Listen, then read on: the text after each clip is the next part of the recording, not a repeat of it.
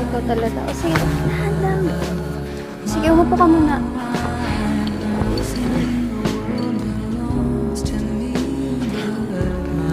Dapat kasi, sinabi mong may sakit ka, ang init-init mo, oh.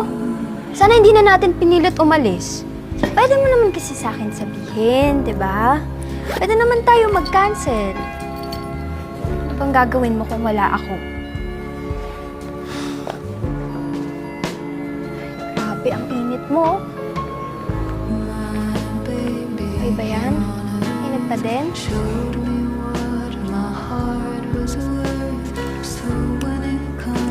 Bait mo naman sa akin. Crush mo ko na. Love. Sa'yo, wala akong towel. Wait lang.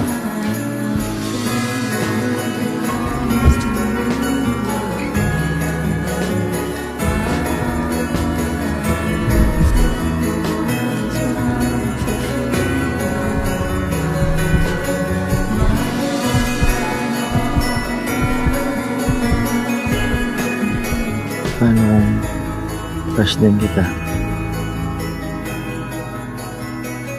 Wash?